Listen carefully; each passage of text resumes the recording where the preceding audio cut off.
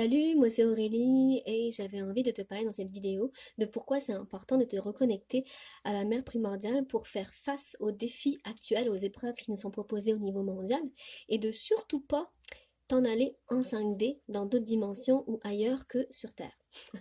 Alors, déjà en fait, c'est quoi l'énergie de la mère primordiale?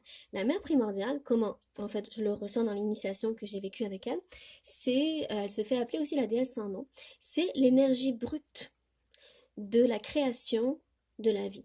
C'est-à-dire que, tu sais, on nous dit là, que dans l'univers, avant la création de l'univers, il y a eu un Big Bang. Bon. Ben, le Big Bang, c'est elle.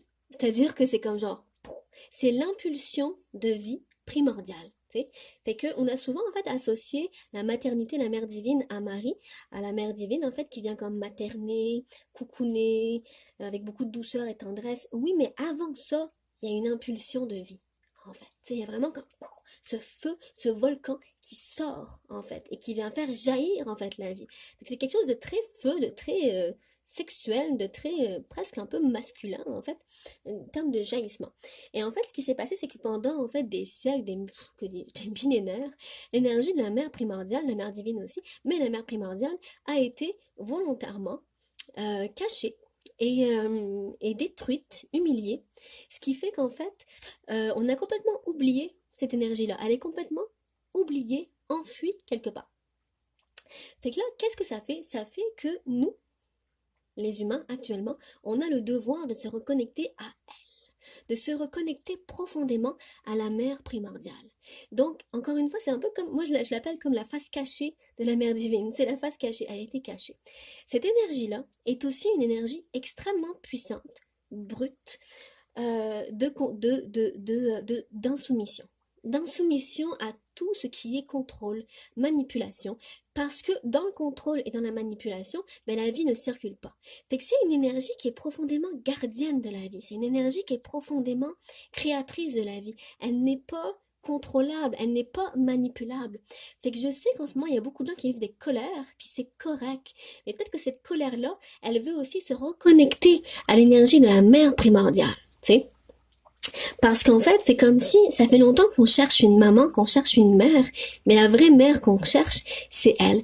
Fait que, pour vous donner une idée, c'est un peu une énergie de Kali aussi, qui vient aussi un peu détruire, mais c'est pas qu'elle détruit vraiment, mais c'est qu'elle arrive, puis elle est extrêmement puissante. Puis oui, ça a été volontaire de nous déconnecter, d'oublier cette force-là, parce que quand on n'est pas connecté à cette force-là, bah on est beaucoup moins puissant, on est moins enraciné. Et là, en fait, elle me donnait l'image que quand on n'est pas enraciné, bah là, en fait, l'ombre peut venir nous cueillir.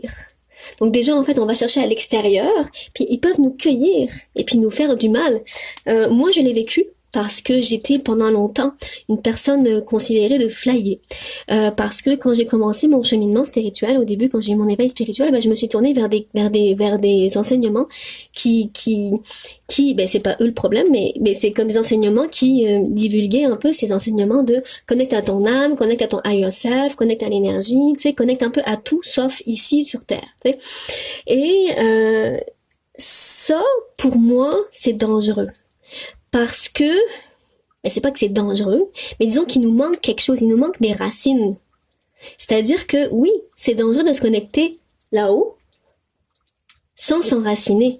Un arbre, chaque plante qui pousse, plante d'abord ses racines. C'est d'abord ça le mouvement naturel de la vie. Puis nous, qu'est-ce qu'on fait? On développe les branches, les gens spirituels, le canal, le machin, avant d'être enracinés. Et puis c'est clair que c'est dangereux. Parce qu'après, on est beaucoup plus facilement manipulable. You know? Fait que, non. Là, j'entends beaucoup dans le milieu spirituel qu'il faut se connecter en 5D, de machin, nanana, mais moi je te dis, la meilleure chose qu'il faut que tu fasses pour faire face aux défis qui vont avoir lieu là, avec tout ce qui se passe, puis tout ce qui va se passer plus tard, c'est de t'enraciner, de recordonner ton cordon ombilical, là, de le réattacher à l'énergie de la mère primordiale. Puis si tu as besoin d'aide par rapport à ça, ben je peux t'initier à ça, parce que j'ai reçu l'initiation. Alors, mon cher ami spirituel ou non spirituel, si tu es appelé à te reconnecter à elle, à t'initier pour être un travailleur de lumière bien enraciné, bien planté dans le sol, bah, tu peux me contacter ou regarder en dessous l'événement Facebook que je vais mettre pour pouvoir t'inscrire aux prochaines séances d'initiation. Ciao!